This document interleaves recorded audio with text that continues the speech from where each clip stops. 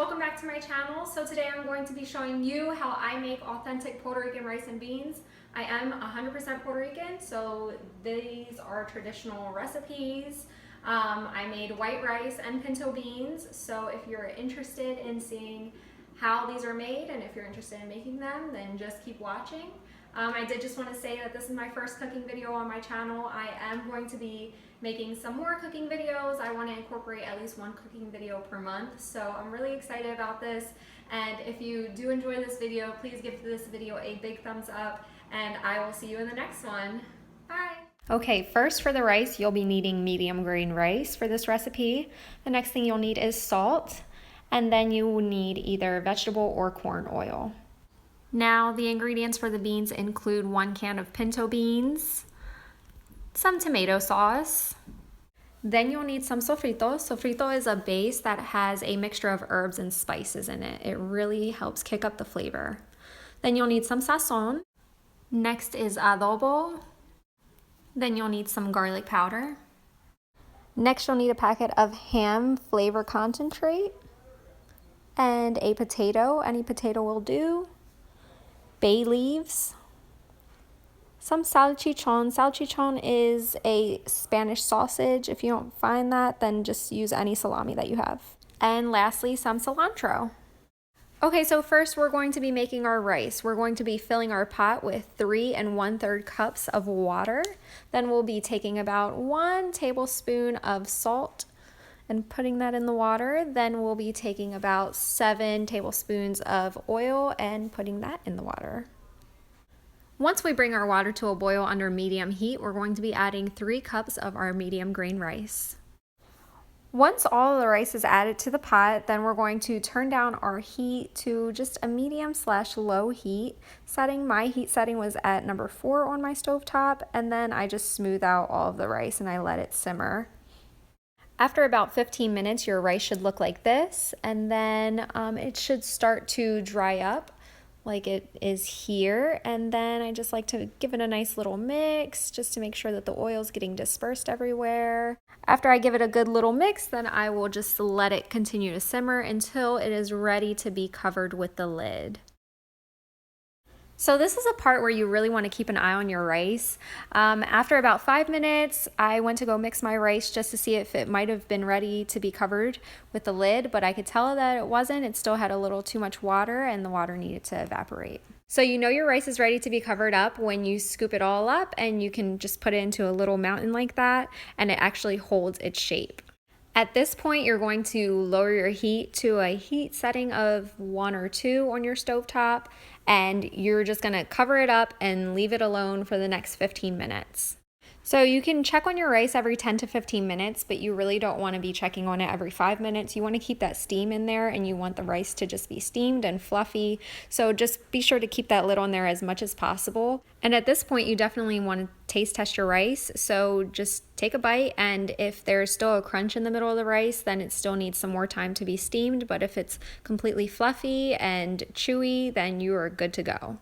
My rice is cooked thoroughly, so we're good to go with that. I'm just going to keep it warm on the other burner on the lowest heat setting, and we're going to get started with the beans. So we're going to take 1 can of pinto beans and pour that into the pot. Scoop out all of the beans out of that can, and then once you're done scooping them out, refill your can with water and pour that into your pot. Give it a quick little stir, and then we're going to add in our ham flavoring. Next, we're going to add in half of a packet of sazon. I always save the other half for the next time that I make beans. Next, we're going to be adding in our garlic powder, and don't be shy with this. I add in a little over a tablespoon, so it gives a lot of good flavor. Then we're going to go in with the adobo and do the same exact thing, just a little over a tablespoon.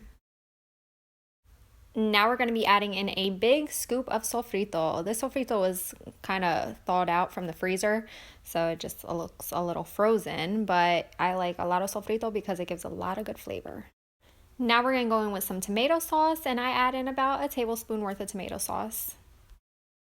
Then we're going to throw in 2 bay leaves, And then we're going to add in a handful of cilantro. I don't chop the cilantro, I literally just rip it off and I wash it. So a handful is just fine. Then we're gonna slice off a piece of the salchichon and remove the casing from it and just pop it into the pot. Next, we're gonna take our potato and chop it in half and then chop it into quarter-sized pieces and toss it all into the pot. The last thing that we'll be adding is some oil. We're going to add 2 tablespoons of oil to the beans. Now we'll give those beans a nice little mix, have them on low-medium heat, and then we will be covering them up with the lid. We're not going to completely cover the beans with the lid. We're going to have the lid on a tilt just so that then the steam can escape because we do want to cook off that water. So you want to check on your beans every 10 to 15 minutes and give it a nice little stir just to make sure the beans aren't sticking to the bottom of the pot. When the beans have been cooking for about 20 minutes with the lid on, then you can just take the lid off and turn up the heat setting to about a 4 or 5 on your stovetop. So you can just continue to let your beans simmer, and as you can see, they've been simmering for some time. I do continue to mix them and they are getting thicker, but to speed along the thickness process, I'm going to take a potato or 2 and I'm going to squish it in the pot, and that really helps to thicken up the sauce. And be sure to be careful when you're squishing these potatoes because you don't want the sauce to splash up and burn you, because that's happened to me a couple times.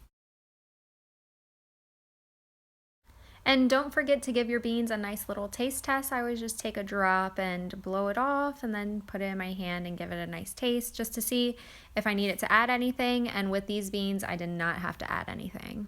As you can see, I had my adobo and my garlic powder ready just in case. Here's a close-up of the beans when they are fully cooked and they are ready. This sauce, the thickness is perfect. It's ideal, and it's just the way that I love it. Everything is cooked. The potatoes are cooked, the salchichon's cooked, and so are the beans. Everything is looking good with those, so we can just check on the rice, which has still just been over the lowest heat, and everything looks great there. And the rice at the bottom of the pot isn't burnt, so that's really good. It's just golden. It's actually called bagao, and you can eat that rice. It's just nice to have like a little tiny scoop of it. It's more like a snack. This rice is perfectly fluffy, it's not mushy, so it's ready to go. So I'm going to turn off the rice, I'm going to turn off the beans, and now we are ready to eat.